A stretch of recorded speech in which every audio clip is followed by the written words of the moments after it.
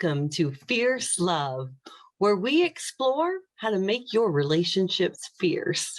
I'm Gina London, and how are we going to do that? Well, of course, we're joined by leadership, communication, conversation, and a relationship expert and best-selling author, Susan Scott. Susan, welcome to Fierce Love, torn from the pages of your amazing book, Fierce Love. Thank you, Gina. This is so fun. I absolutely really love speaking with you. And I know all of the listeners look forward to hearing from you the ways that they can really empower and enrich and interrogate their relationships. And what we're going to be talking about today is something that I think many of us have asked ourselves at a certain point, maybe the beginning, maybe the middle, maybe toward the end. Do I want this relationship? Yeah, that is a question that almost everybody I know, male and female, have asked themselves at some point. And the thing is, it is easy. Like if you're unhappy, feel restless, feel like something's missing, feel irritated, feel whatever you're feeling, it is very easy and human to think, well, it's because of him or her, and point the finger. If I were, I don't know, I think that person is a problem in my life, and they may be, but you don't really know that for sure until you've got your own life squared away and working beautifully. It's just too easy to think it's about somebody else when it could be that your life is not working for you, that you're unhappy about yourself, that you don't really like yourself in this relationship all that much for various reasons. Go right ahead. Yeah. I was going to say, for example, one of the things that I know women tend to do, and they do it so much more than men do, in my experience and all my conversations, and I've done this too, is we adapt ourselves to our partner or the person we're dating or hoping to have this wonderful relationship with. We try to present ourselves as the person we think I'll say he, and it could be she, but I'll just say he, that he wants. And we adapt and adapt and adapt until we sort of have lost ourselves in the process. I remember one woman in one of our Fierce Conversations trainings years ago. She said, I have spent my entire life trying to project the image that I think others desire of me. And so, when I'm in the office doing my work and here comes my boss, I put on my face for my boss, and my boss leaves the room. Now it's a slightly different face for my colleagues or for my customers. They even call it customer facing. When I'm out in the community, that's my community face. When I'm at home, I have the face for my family. And she said, you know what? I woke up one morning unrecognizable to myself. Yes. I'll never forget that. I mean, that stunned everybody in the room. And we all thought, oh my God, to what degree do I do that? And I think we do that more often than we even realize. And when you start to feel those feelings of schizophrenia, for not the actual psychological determination of the medical determination of the word, but that feeling of, I am not a cohesive version of myself. I think there's a question that you encourage people to stop back and maybe look in the mirror and ask themselves, am I the person I was meant to be? Yes. Explore that, expand on that a little bit, Susan. Yeah. When we were little, most of us had all kinds of visions about our future, what it was going to be like. I am old. I am so old that I remember thinking my only options were to be a flight attendant, a nurse, a secretary, a housewife. I just didn't expand the possibilities. And of course, as I got older, it's like, wow, there's all kinds of wonderful things I could be. And life is very curly. We can't say that. We don't know exactly where it's going to go. But the thing is, we can say yes to jobs or situations or individuals that take us in a direction we hadn't really intended, or that, you know, we're not really loving at the moment. I mean, there are so many people in jobs that make them miserable. They can hardly wait till the day ends that they can leave. And they get very depressed on Sundays because tomorrow is a Monday. And so I think we need to ask ourselves, all right, what am I called to do? You know, what qualities or talents or aspirations do I have that are not being deployed? You know, what is it that I have crossed off my list unintentionally, that I think, okay, this is no longer a possibility for me, when actually it certainly was at one time, but I deviated. I chose a different path. I chose a different person. And I think it's very important to check in with ourselves. That conversation with ourselves is the most important conversation that we can have. So it's Right. like, When we talk about, and you talk, sorry, and you talk so much about your body of work about the importance that understanding that relationships are the conversation, and those conversations start with us. Who's the first person that we talk to in the morning and talk to at night? It's ourselves, if not out loud, which could be something different, at least internally. And so a lot of people who are listening right now, they might not have had this conversation with themselves. They might be feeling those conflicting thoughts that you were describing. They also might already be in a relationship at a yeah, certain level. yeah. So I'm curious, once you start asking those questions, I want to know from your experience and all the wonderful people that you've worked with, how much of that then do we need to have that check-in, as you call it, early on, if in a perfect world, right now, if that's where you are, and then what to do with it, those answers. How Yeah. much of it do we take on ourselves?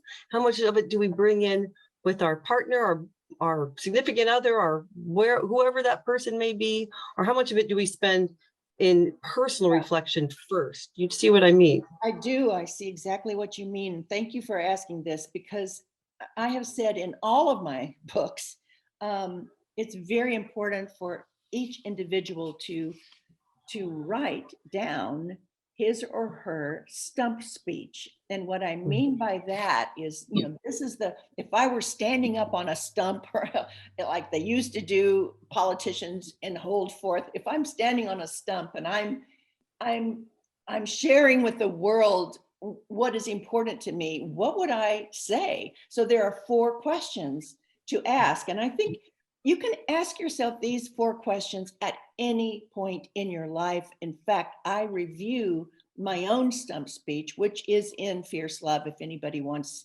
to read it.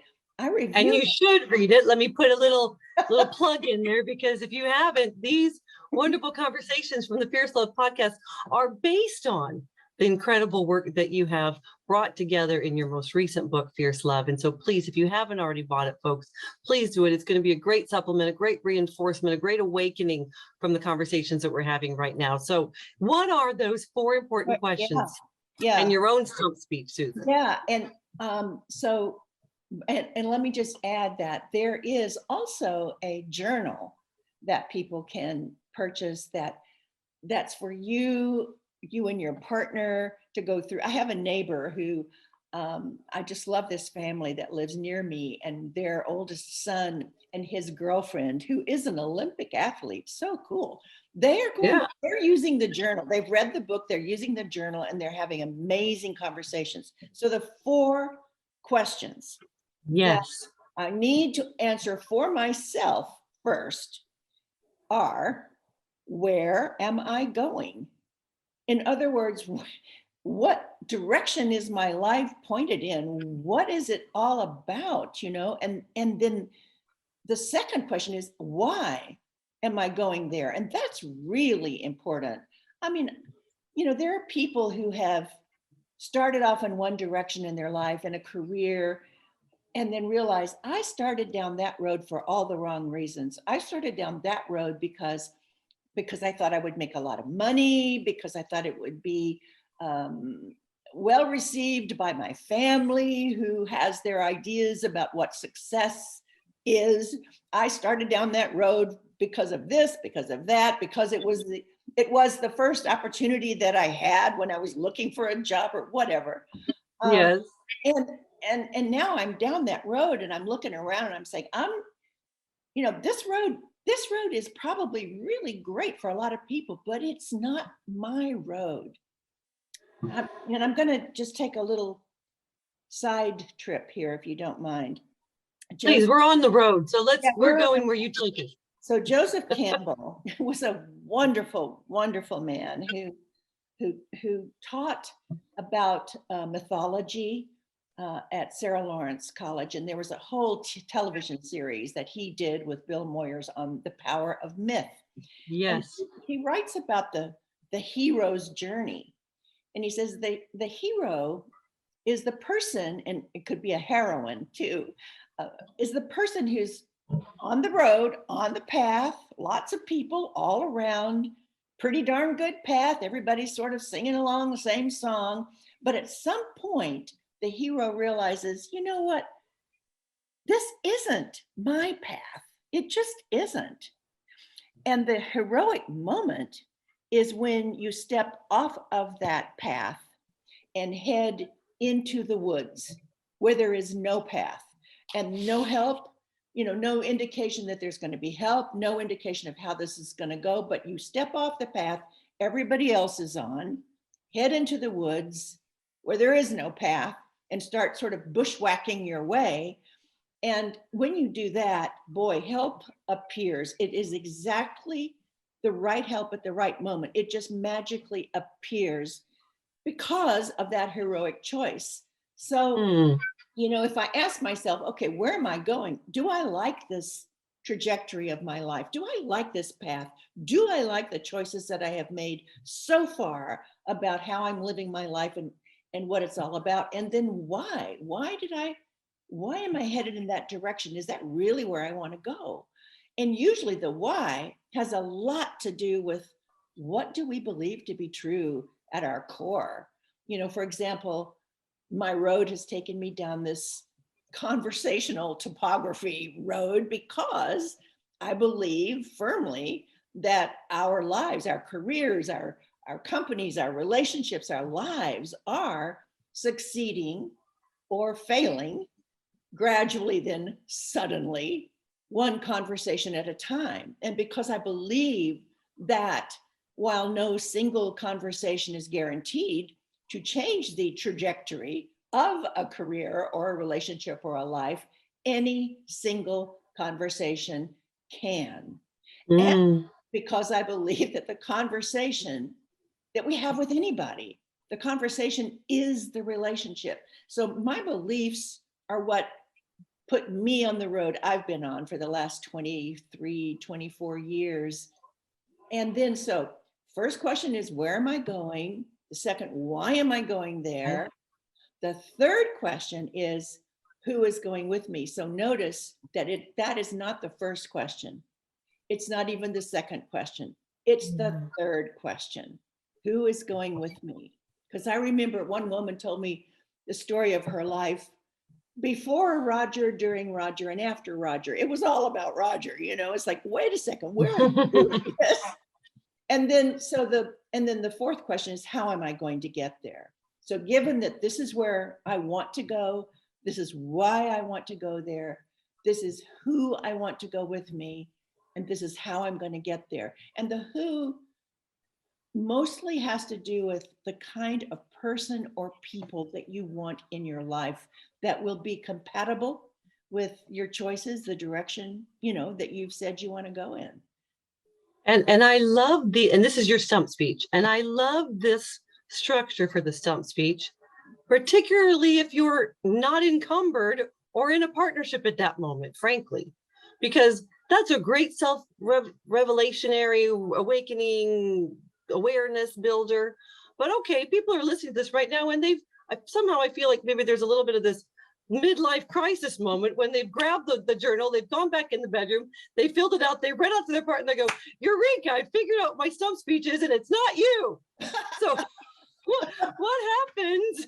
What happens to our, and that sounds great in a vacuum, but when we think about the reality sometimes, Susan, and you, do we do this stump speech if we're already in a couple? Yeah. And we do this stump speech, and maybe it depends on what level of conflict or schizophrenia, not clinically determined, that you might be feeling about yourself, and how much value you put on the relationship you've got so far.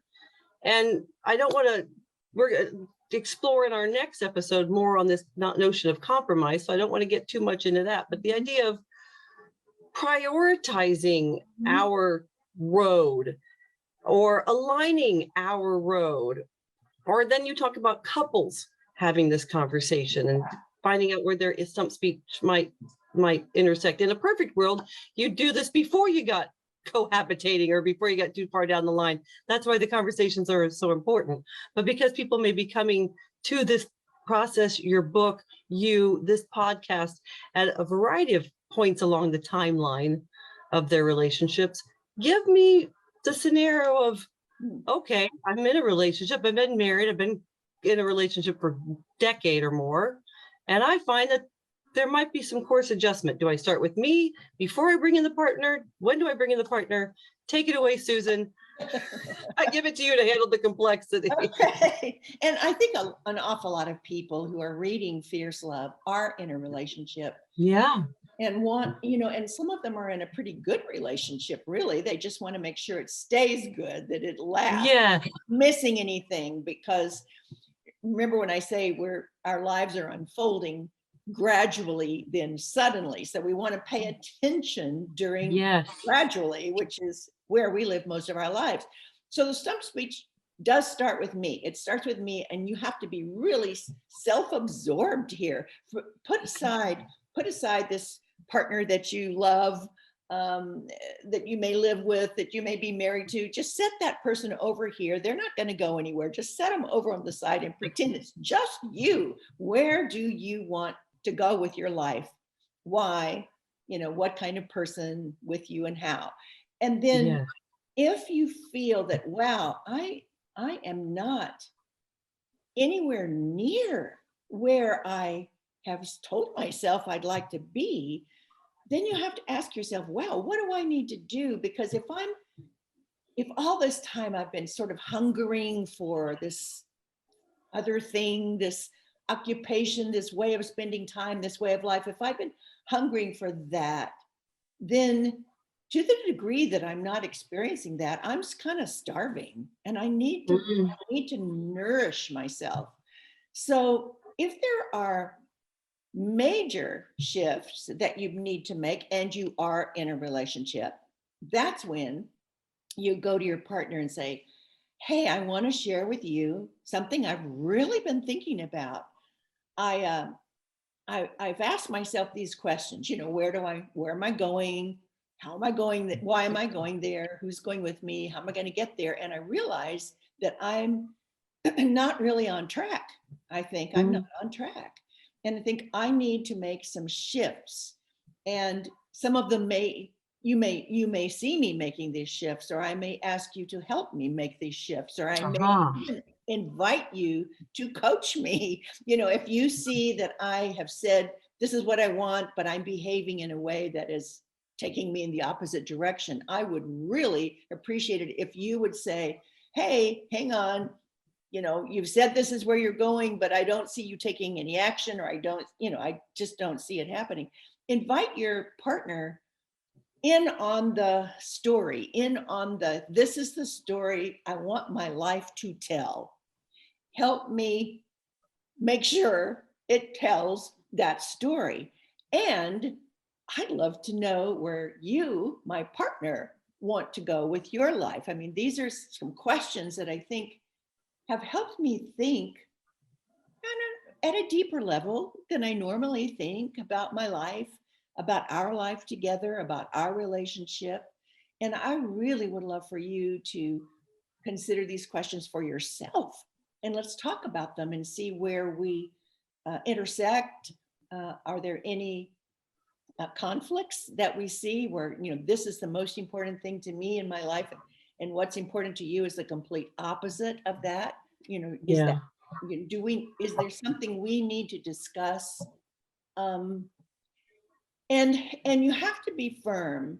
Gina, sometimes I see I see so many women just go along with what the man in their life wants them to be, or how Mhm. he wants them to behave, how he wants them to react, to respond even to him, and where it's just not, it doesn't feel right. It just Oh, doesn't yes. feel right. But we're doing it to keep the peace, to please our guy or whatever it is. Yes. Oh, I know a woman, Susan, who told me that, she was a competent career gal, but she and her husband had a child together, and he was very introverted and very a bit narcissistic, and didn't cherish her or respect her Yeah, her corporate side. So yeah, she told me straight up, I think I'm strong enough to live this dual life where she'd be the social butterfly, networker,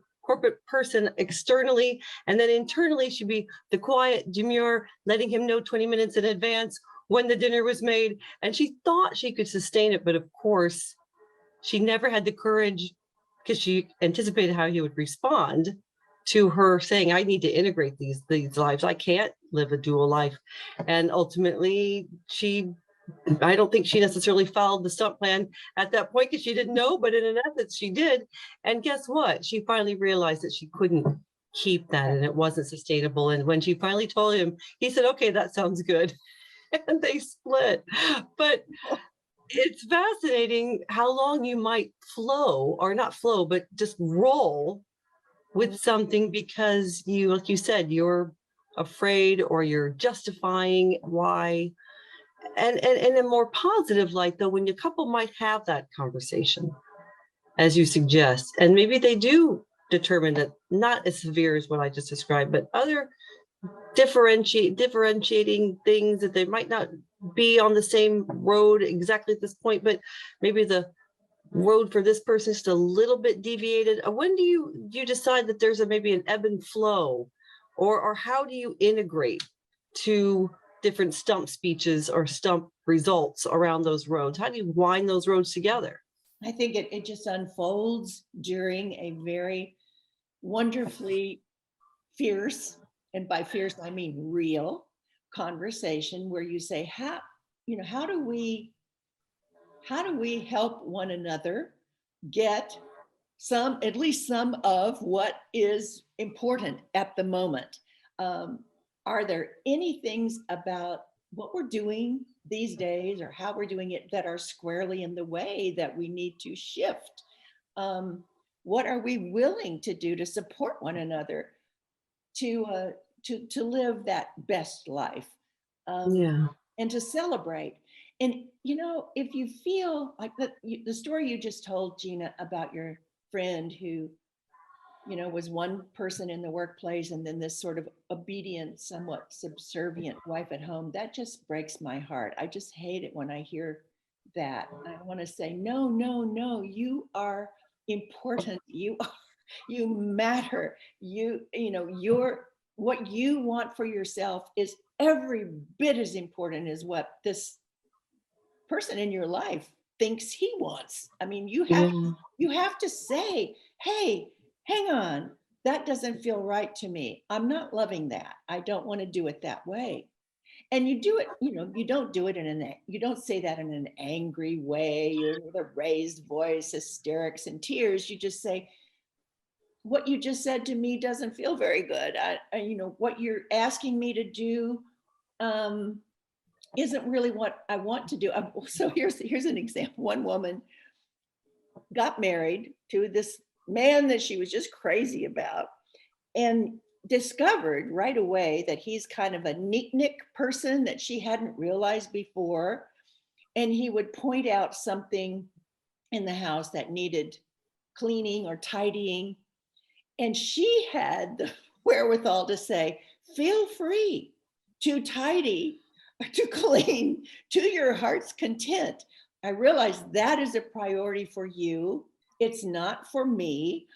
I will do my best within what I think is reasonable to not be a pig about how we live, but I'm not going to rush over and pick up that piece of that leaf that blew in through the door just because that upsets you. If it upsets you, you go pick it up. It won't bother Yes. me at all if you get out the vacuum cleaner and the duster or whatever and start cleaning. He was really kind of shocked and even initially offended, but then he realized, okay, she's clarified for me that she's not going to be that person. She's got other. And what I like, and what I love about that story, Susan, is that is an example of someone not biting their lip, Yeah. not just going with the flow, but taking it on in a way, like you said, not in hysterics, not yelling, but having that conversation then and there. And here's And that I another think is example. important. Yes. When my grandchildren, my granddaughters were really little, they used to come over to my house quite often. And one of them, Clara, would often say, I'm hungry, and I would get up and I'd fix her something. And then it wouldn't be too long before she'd say, I'm hungry. She'd want more. And so one day she said, I'm hungry. And I said, me too. Why don't you go fix us something? And she looked at me with these great big eyes. She was only like, I don't know, 4 years old or whatever. And I said, let me help you. And I put a chair up to the counter, and I got out some bread and some peanut butter and jelly. And I said, why don't you make us both peanut butter and jelly sandwiches? And here's everything she did. I went and sat down while she was doing that. She brought me a sandwich. I took a bite of it and I said, this has got to be the best peanut butter and jelly sandwich I have ever had. And you know what, Gina? She stopped saying, I'm hungry. She'd say, I'm hungry. Do you want me to get something for us? Do you want me to fix something? And I thought, yes, because I'm not her servant. I love her. I adore her, but I am not her servant who's going to just jump at everything that she wants. So she actually today is one of the best cooks ever in my life. I mean, she's an amazing cook. So we just have to say, wait a second, do I really want to be doing this for this person all the time, or doing it this way because that's the way this person wants it done, when I feel quite differently about it? And it doesn't need to be an argument. It doesn't need to be a fight. It just needs to be, I don't think I want to do that. Ask yourself, who am I? Yeah. And don't presume necessarily that you're going to have a negative reaction when you have that conversation, as illustrated by your granddaughter, but really presuming the best out of someone when you share things. Also is a mind shift to help you understand and maybe choose the words that will be more positive as you explore it, as you explained, which I think is a great one than coming out and saying, okay, I want something different, I'm out. Saying, hey, I've just done this exploration. Let's do it together. Let's try to find our common ground and make it a positive experience instead of a negative one. But start with that question, no matter where you are in your relationship, about who am I? What's the road I'm on? Who do I want to go with me? And what was the last one again, Susan? How am I going to get there? So, how am I going to get the how part, you may be in a relationship for a really long time, and you've developed sort of patterns and expected behaviors, responses, and you realize at some point, I'm not loving this. I really want to do things differently. And it's not that hard to say to someone, this is the pattern, this is the dance that we've been doing, and I want to change it up a little bit. We've been doing the waltz, and I think I want to change it to a tango or whatever. And so don't be shocked if I start responding a little differently or behaving a bit differently, because as I'm clarifying where I want to go and why I want to go there, part of it is, well, how am I going to get there? And that has to do everything with my behavior. So don't be shocked, don't be offended, don't be worried, don't be scared. I love you to bits, and this is a change I'm going to make. Oh, wonderful. Susan Scott, you are so wise with your experience and your practical approaches to how we can begin to, first of all, get to know ourselves better, no matter where we are in our journey of our relationship, to ask those questions, bring in our partner, and as you said, have the conversation. Thank you so much for this episode of the Fierce Love Podcast. And folks, as you're listening, please join us on the Fierce Love Facebook community and share with us the conversation that you might be having with yourself and with your partner, because we'd love to bring you on in a future episode of Fierce Love and explore some of the conversations that you're having with your partner in an upcoming episode. And for now, I'm Gina London, and this has been Fierce Love.